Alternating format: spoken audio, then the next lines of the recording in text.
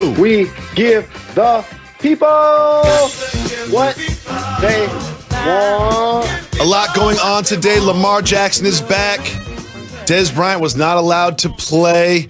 Michigan has forfeited their game against Ohio State, and Doug Peterson is trying to assassinate a Jalen. We will get into all of that, but we start with this. Two pieces of news regarding James Harden. Number one, he will show up in Houston. Look at that. Number two, he decided that he doesn't just want to go to the Nets. He's willing to go to the Sixers or another contending team. Jalen, what do you think about a potential deal from the Sixers that involves Ben Simmons and maybe some draft picks or another piece for James Harden? James Harden wants to get out of the West because the West is tough and it's getting more stacked by the day. In particular, it's by the Lakers, who've distinguished themselves as the clear-cut favorite to win it next year. If I'm the Philadelphia 76ers, I understand Daryl Morey wanted to acquire James Harden. There's a level of familiarity there. Same with the Nets and Mike D'Antoni being on the bench. There's a level of familiarity there. And why does that matter?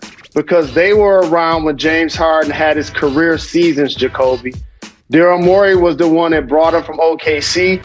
Mike D'Antoni was the one that put the ball in his hands. And before you know it, he became a player to put up historic numbers. The most unique player that the game has seen, because he's the only player at some point of his career that's going to lead the league in total assists, total free throws made, as well as total three-pointers made. The only guy that's going to have that happen at some point of his career. However, right now, if I'm just looking at assets and I'm the Houston Rockets and I could get Ben Simmons for James Harden, listen to me, Jacoby.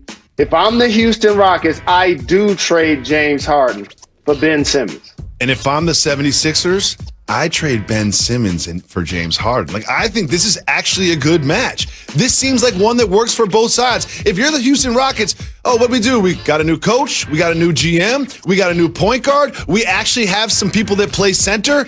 We're changing everything. Let's get out with the old and in with the new and bring in Ben Simmons. If you're trading James Harden, who scores more points than everybody else in the league, who is an MVP candidate, who is a scoring leader, if you're trading him, you want something back.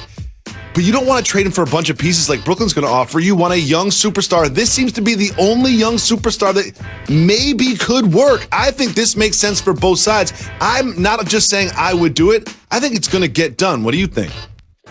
I echo what you just said. It's going to get done, and I like it for both teams. Here's what I like about it for Philly. You now have a marquee player that whether Joel Embiid misses 10 or 15 regular season games or not, that has proven to you that he can catapult the team to a top 3 or 4 status in the Eastern Conference because you saw him do it in the West. And then you hope he and Embiid are healthy come playoff time to do damage against some of the other top duos that have taken place in the Western Conference. If you're Houston, you do it for all the reasons you just said, and I'll add a couple of more. When you're trying to rebuild, if you could get all-stars in John Wall and Ben Simmons, that's one thing. But they both have multiple years left on their contracts. That's the key thing. And you sign a Christian Woods that has a couple of years. You invest in a DeMarcus Cousins that, based on his productivity, his productivity is going to be vastly more than his salary. So now all of a sudden, like you just said, you reinvented yourself. And the Houston Rockets would be a playoff team in the Western Conference. Playoff, yeah. They'd be in the middle of the pack. They'd be right in the middle of the pack. I put them between like 4 and 6. Teams. But again, here's why also that familiarity is important to James Harden. Daryl Morey had a sense of power with Morey, and that's what a great player like James should have. He had his ear, and he was there every time they made a deal. Mike D'Antoni, 7 seconds or less, he allowed James Harden to shoot double-figure three-pointers in the game. Each of those guys have a fatal flaw. Ben Simmons doesn't shoot outside of the paint. Harden doesn't really defend. And Embiid can't really stay healthy. So this is where you see like all NBA caliber players, not necessarily that superstar level player, which is why I like this deal for both teams and what each can get accomplished if they make this happen.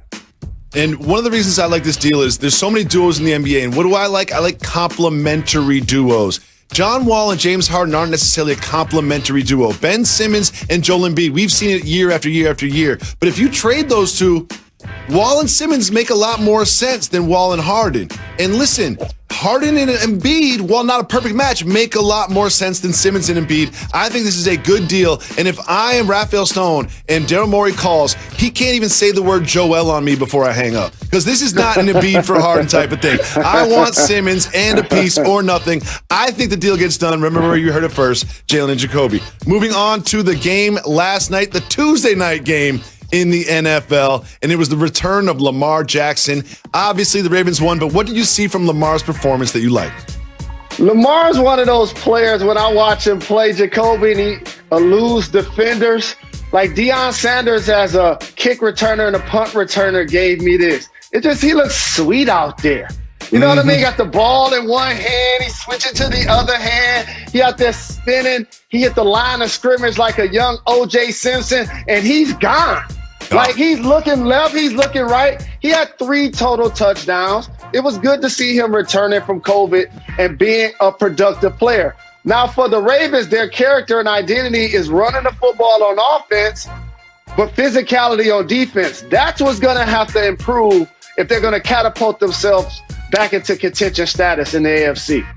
It just felt like every time the Ravens ran on this defense, they guaranteed 5 yards. They didn't really need to do much through the air. But what I saw from Lamar, while everyone's celebrating him today, I can't celebrate him today. Because I watched the game last night, and you look at the stats, he was 12 for 17, only 5 incompletions. But he did not look good throwing the ball. He had some really bad throws, and there were a lot of throws that were scheduled to be throws that he dropped back and didn't really like what he saw and then ended up running. Like, this was not a triumphant return of an MVP. This was someone who looked a little rusty throwing the ball. It's all right there on the screen for you. So if you just look at the box score, you say, Lamar's back, everything's all good. But watching the game itself, Lamar's back, but everything is not all good. Yeah, I understand what you're saying about his passes. He hit Hollywood for a touchdown, but he's playing without a security blanket. He's playing without a security blanket, Andrews. He's normally out there over the middle for him to hit as well. So I agree with you. The passing game must improve for Lamar. But again, the physicality that they need to play at all 3 levels defensively is who the Ravens are at their core. They got to get a lot better if they're going to play against the great teams in the AFC like Pittsburgh and KFC in advance. Only in KC. I said KFC. Oh, boy. I'm black and I'm proud. Mario Lopez. Mario Lopez got you. Mario Lopez I'm black and I'm proud. I said KFC. Well, while COVID pushed this game to Tuesday, COVID did impact this game as well. We all wanted to see Dez Bryant suited up in the all-black for the Ravens against his old team, and he was out there during warm-ups, got tapped on the shoulder. Had an inconclusive test before. That test turned out positive, and he did not play in the game. Now they've got devices on themselves and phone. They did some contact tracing and decided that only Dez Bryant needed to miss this game. Jalen, what do you think about the ruling from the NFL that only Dez Bryant should miss this game? I blame the NFL because you need to make sure that each player has tested, exited protocol before you allow them to put on uniforms and get on the field. If that's the case, they should have officials at every game. By the way, how many games were played last night? Only one. Only one. They could have had some officials at the game. We've seen over the last couple of weeks the Ravens have multiple positive tests, players in and out of the lineup, players that missed last night's game. You would have thought as a league, almost similar to what I see with the concussion protocol, they're just not as direct as they need to be as it relates to instituting these rules that they say are important, but yet you allow Dez to get out on the field, shake hands and kiss babies, and then you pull him off the field when you realize that his test was something that allowed him not to be on the field. I felt so bad for him. Obviously, he felt well physically, but we all know this is a virus that can often impact people without impacting them with symptoms. I feel bad for him. And he said he was going to drink wine and cope. There was nothing more 2020 than drinking wine and coping. We've all been there. Well, Jalen, something happened in the NFL that is really bothering me. Doug Peterson's trying to assassinate a Jalen. Doug Peterson has announced that Jalen Hurts is going to be the starter for the Eagles.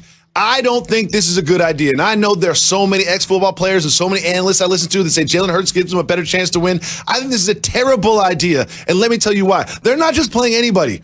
They're playing arguably the best defense in the NFL. Rookie quarterback with 1 week to prepare. Didn't look great last week, to be honest with you.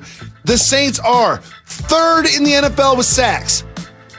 Second fewest rushing yards against them. Second in opponent's completion percentage. Third in the NFL with picks. Jalen, what do you expect to happen on Sunday? We have a show on Monday. Do you think we're going to show up on Monday and say, oh, look at Jalen Hurts, 4 touchdowns, ran for 100 yards, shredded the Saints defense, future superstar? We know that's not what's going to happen. What's going to happen is he's going to get sacked, he's going to get beat up, he's going to get tricked by the defense, he's going to throw a couple picks, and he's probably going to get pulled for Carson Wentz at some point in this game. I think this is a terrible idea by the Eagles. Convince me I'm wrong, Jalen. Tell me where I'm wrong. Never underestimate the power of a Jalen, Jacoby. As a matter of fact, you saw Hurts to Rieger in the end zone make that connection this past weekend. Here's what's really happening. Doug Peterson alluded to it a couple of weeks ago. He said out of his mouth, if I put Hurts in the game, that's basically signaling that we're giving up on the season.